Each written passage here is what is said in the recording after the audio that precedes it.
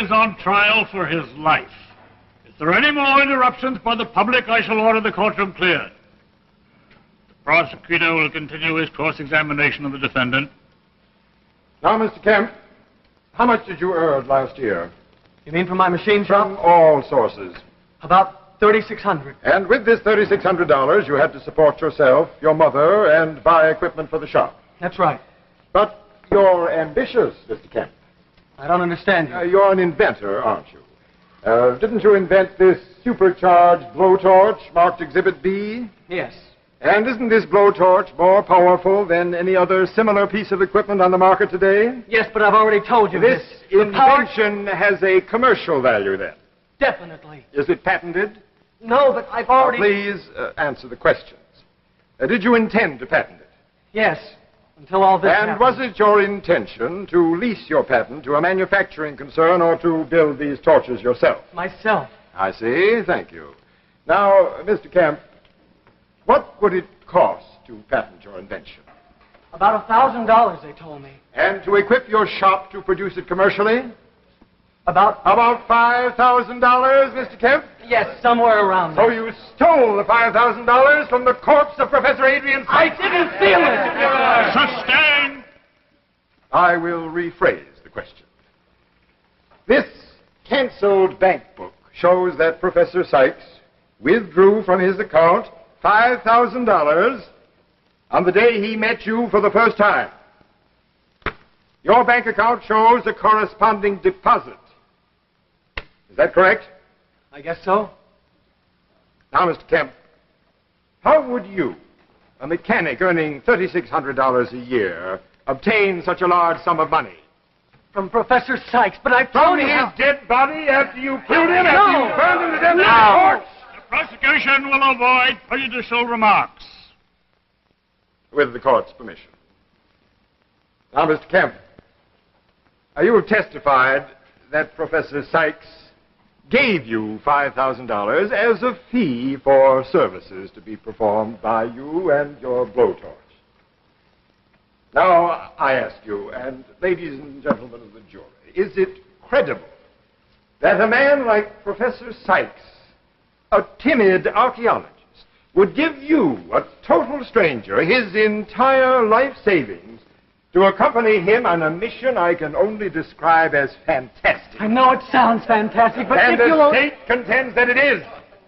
The state contends that you deliberately invented this story of non-existent caves and incredible machines to cover up a sordid case of murder for profit. A case, ladies and gentlemen, unusual only for the horrible manner in which the crime was committed. Do you have any evidence for the existence of these machines? I didn't kill him! I didn't kill him!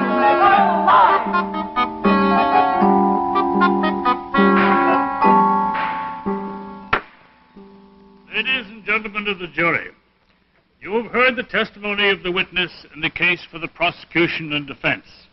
I must point out to you that the case for the state rests solely on circumstantial evidence. Let you take the stand. We might have done better with a temporary insanity defense. Don't you believe me either? Anyway, I did the best I could. But you don't believe me. It sounds so Defendant has been fantastic. charged with the murder of We couldn't Professor find the Adrian cave. Sykes. We couldn't find the machine. But it's true. Everything I told you is true. I've told them everything I know. Police, the judge, the jury. But what's the use? I know what the verdict's going to be. Guilty. And then I'll go back to Oh, that now, take cell. it easy, son, now. Take it easy. Yeah, take it easy. Your task, ladies and gentlemen of the jury, is to determine the truth on the basis of the facts presented in evidence. If there exists any reasonable doubt in your minds, you must, in all conscience, acquit the defendant. The jury will now retire and consider its verdict. The court is recessed.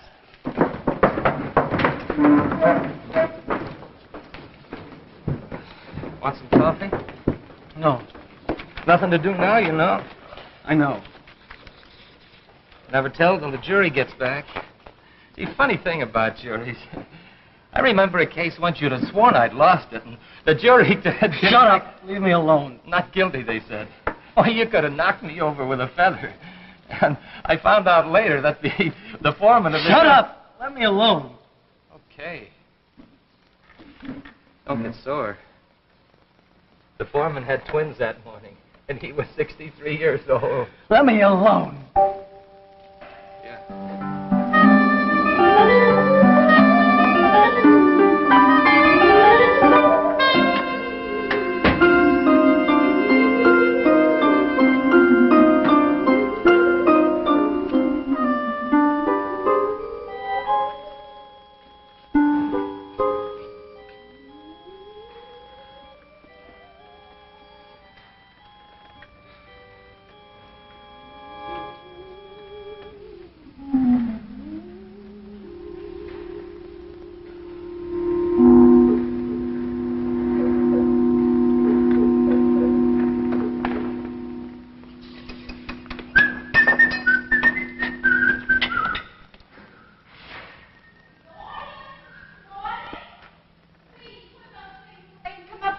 Okay, Ma, I'll be up in a minute. You said that an hour ago.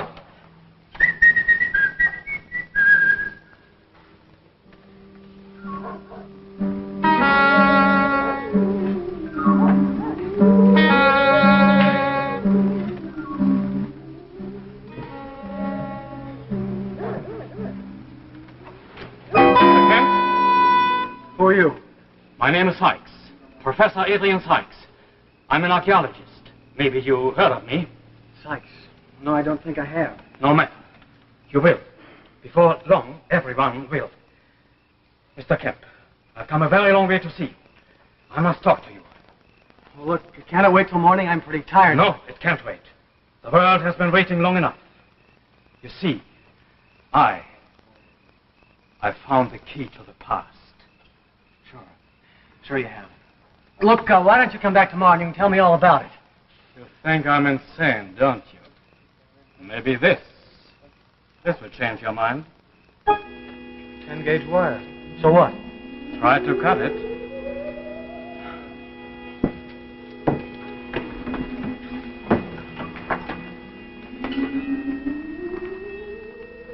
Well?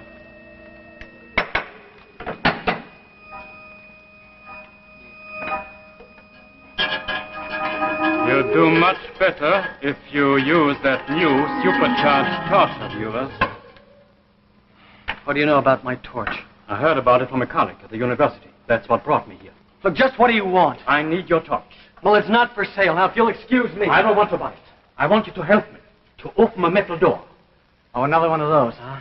Where's your door, Professor? Is it the First National Bank or Fort Knox? Listen to me, Kemp. Do you know what it means to spend your life digging into the past and getting nowhere? Pottery, relics, dust, nothing until you yourself get part of that dust. While others, with less talent but with money and influence, make discoveries that startle the world. The tomb of King Tutankhamun, the Rosetta Stone. Discoveries that make them famous. And then, one day, you yourself, who have always stood in the shadows of these men, are on the brink of making the greatest discovery of them all. Well, that's very interesting, Professor, but what can I do about it? Everything. With your torch, you can open the door to my cave. To your cave? I found it by accident, years ago. Inside this cave is a machine. Oh, Kemp, you've never seen such a machine. Now, what makes this one so different? This machine has been recording on wire every physical disturbance that has shaken the face of the earth for the past 1,000,000 years. Oh, now really? Every storm, every earthquake, every tidal wave, it's all there on this wire. This is a piece of it. It took me months of work to get it. Sure. I suppose about 1,000,000 years ago, some ape invented this contraption and then stuck it in a cave, huh? Very smart monkey. Oh, now look, really, I've got to get to bed. I've got to get up early in the morning. Wait, perhaps this will change your mind.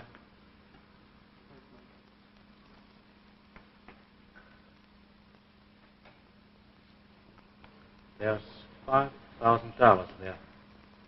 That's all I have. It's yours. If you will open that door. 5,000. I could buy machinery and start producing the torch myself. Yes, you could. Okay, Professor. You got yourself a deal. When do we start? Tonight. There's no time to lose. Tonight?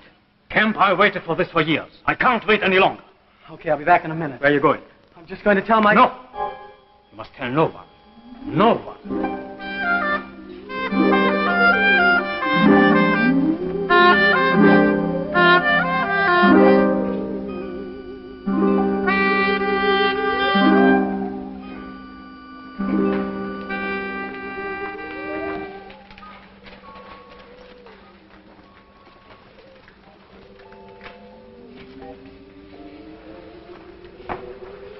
Must be very near.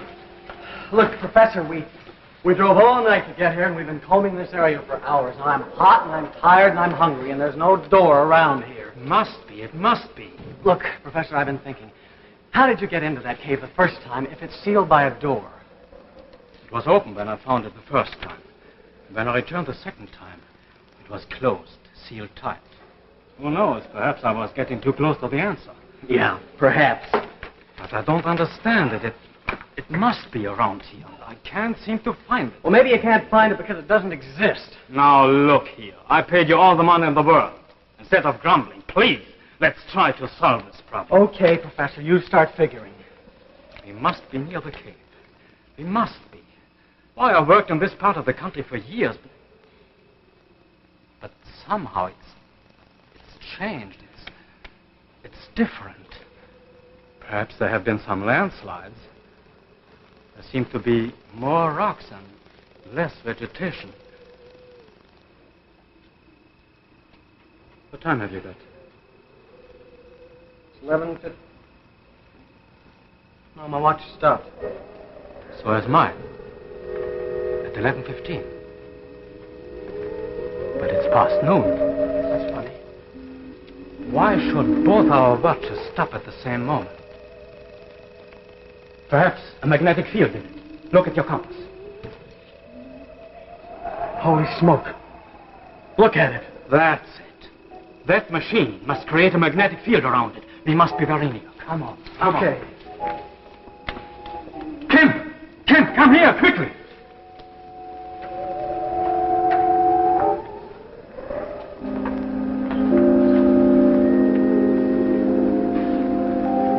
You didn't believe it. Kemp, here it is. It's real. Just as I said. It's real. It's here.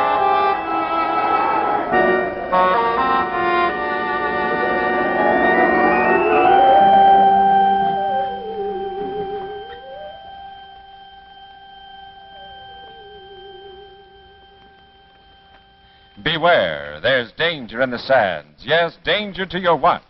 In fact, what with hot weather activities and sticky temperatures and perspiration, summertime is the worst time for your watch. But it can be a good time, and here's how.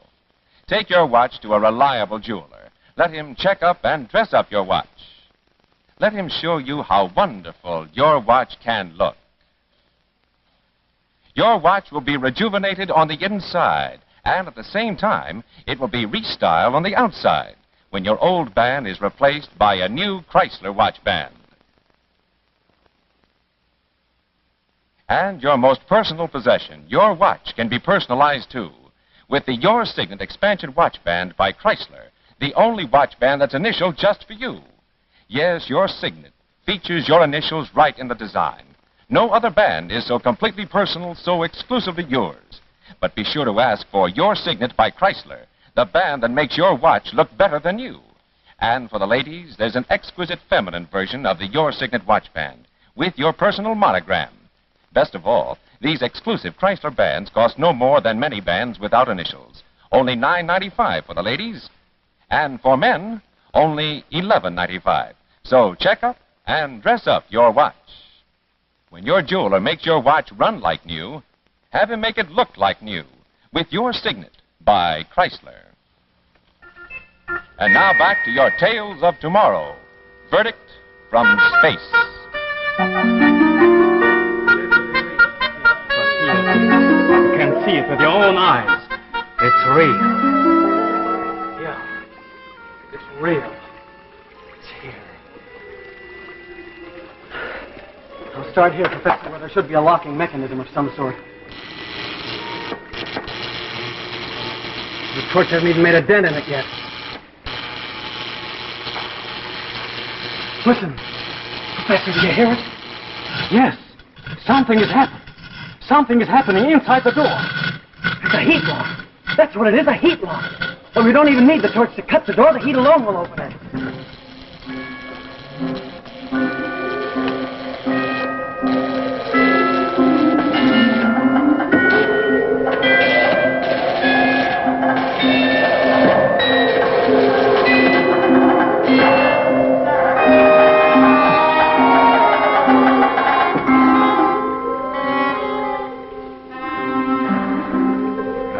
There it is.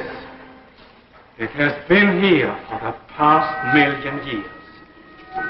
Have you ever seen anything like it before? I thought I'd seen every kind of machine.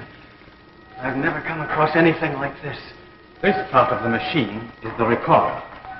The wire running between these two spools records every physical disturbance on the Earth. Look. This mark indicates a volcanic explosion somewhere. The date is the destruction of Pompeii. This indentation is a minor tremor on the floor of the Pacific Ocean. The date is the date of the San Francisco earthquake. It took me many years to learn what those marks meant. What's this crimson? This is the first mark of its kind on the wire. The date was July 16th, 1945. July 16th. The day the first A-bomb was exploded at Alamogordo. Right. And here is the second crimp, Hiroshima. But who could make a machine like this 1,000,000 years ago? Who? I don't know. But before I'm through, I'll find out. And history will be written from the day I speak. Professor, what does this part do over here? I haven't gotten around to that one yet. Wait. This isn't just another part of the recorder. This is something different.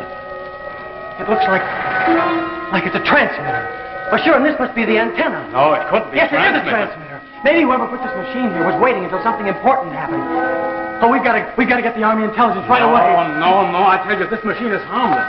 It's been here before there were armies, or before there were cities, or a civilization. Look, I've listened to this rot long enough. Now, come on, we've got to get out of here. Look! The wire! It's recording something right now. Another crimp. What do you make of it? It looks like an A-bomb, only much bigger. Whatever it is, this transmitter is sending out that information. This is what it's here for. It's got to be stopped, Professor. Oh, you can't destroy it. It's my discovery. It's my life's work. That's you can't destroy it. Get out of my way, Professor. You can't destroy it. Watch out, Professor. No, I won't.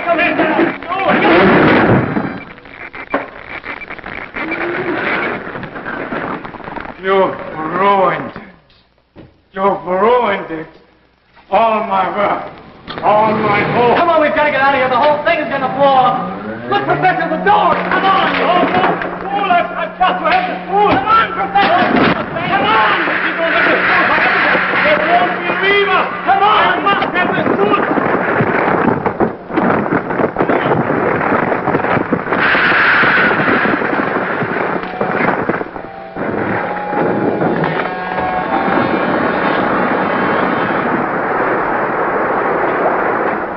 Gone. All gone. Completely demolished. Just as though it had never been there. Got to get you to a doctor, Professor. No, too late. It's too late, Kemp. You'll be okay if we can just get you to a doctor. Listen to me, Kemp. Promise me. You must tell them everything that has happened. Even if they don't believe you, you must tell them that I discovered all this. That it was I who...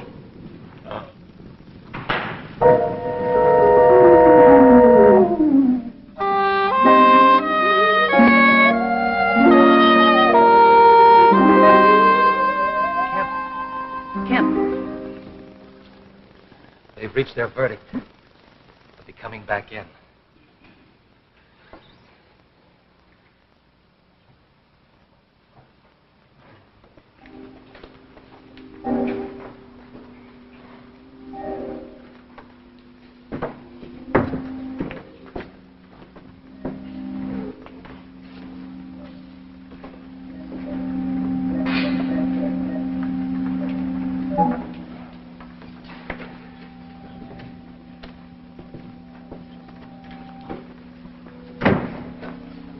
court is now in session. Everyone will rise.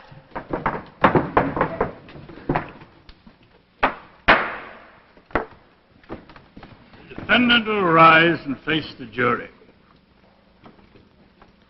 Ladies and gentlemen of the jury, have you reached a verdict? We have, Your Honor. What is your verdict? We find the defendant, Gordon Kemp, guilty of murder in the first degree. On the basis of the facts as presented in this courtroom, I feel that the jury has arrived at the only possible verdict. I wish to thank the jury for the fine services it has rendered to the state. Gordon Kemp, you have heard the verdict arrived at by a jury of your peers in open trial. Have you anything to say in explanation or in extenuation before sentence is passed upon you? I didn't kill Professor Sykes. I'm not guilty. I've told you that again and again. You had your chance, but you wouldn't listen. I tried to explain what that crimp in the wire meant the day the professor and I were in the cave. That wire recorded the first H-bomb explosion. I didn't believe what Professor Sykes told me, but now I know. Somewhere in this universe, someone has been watching us for 1,000,000 years, waiting until we had the secret information when we could power a super-atomic type torch. The deadliest enemy that we have ever had to face is out there in space, ready to destroy us now that we have the H-bomb. Right now, this very minute, he is out there. They're coming. I don't know when they're coming. By whom, Mr. Kemp? Who received this information? I don't know. Someone out there. Someone out in space. Someone who knew that we could threaten them as soon as we had the H-bomb to power spaceships and fight wars in space. The verdict of this jury is that I am guilty of murder. But I am not guilty of anything else that may happen to you or to your wives or to your children. I've tried to tell you everything I know about it. Everything that Professor Sykes told me was true. They're coming. I don't know when they're coming, but they're coming. Somehow they have found that we have developed superatomic power. And now we can be a threat to them. And they don't want that, and they're going to stop us. I don't know when they're coming, but they're coming. And when they do, maybe you'll realize...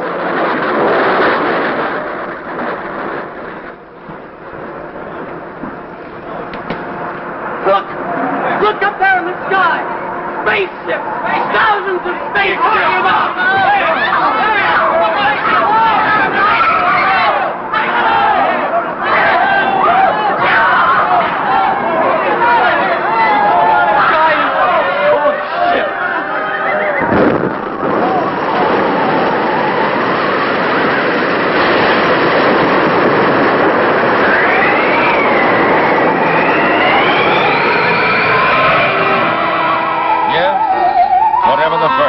the jury reached. The final verdict was delivered from space. And now let us leave tales of tomorrow and consider something that is very important for you today. Uh-oh, she's heading for trouble. Yes, trouble for her watch. What with playing and hot, muggy weather and perspiration, summertime is the worst time for your watch. But it can be a good time, and here's how. Take your watch to a reliable jeweler. Let him check up and dress up your watch. Let him show you how wonderful your watch can look. Your watch will be rejuvenated on the inside and beautified on the outside when your old band is replaced by a new Chrysler watch band. Ask your jeweler to show you the Elegant, today's greatest value in ladies' expansion watch bands. Imagine Elegant costs only $4.95. Yes, only $4.95. Notice its simple classic beauty that's always in fashion. Elegant goes with all your clothes, and Chrysler's Elegant watch band is as light as a feather, so delicate you can scarcely feel it on your wrist.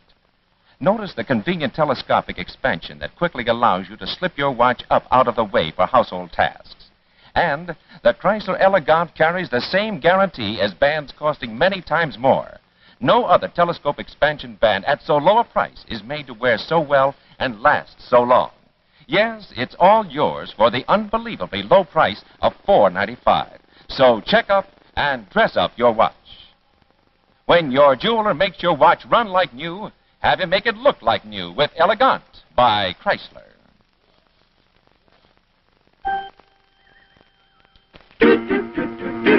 Jack Chrysler. Jack Chrysler. On my hand. On your hand. Initial just for me, and so it's my band. It's your band. It's Chrysler. It's Chrysler. For me too. For you too. Makes your watch look better than new. Quality, style, and value too. For the best bands in the land. It's Chrysler. Makes your watch look better than new. Makes it personal just for you. It's Chrysler.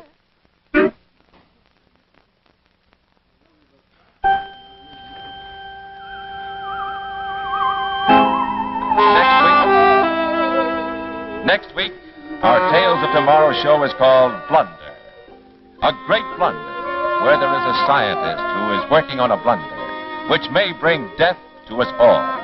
Listen next week to Tales of Tomorrow.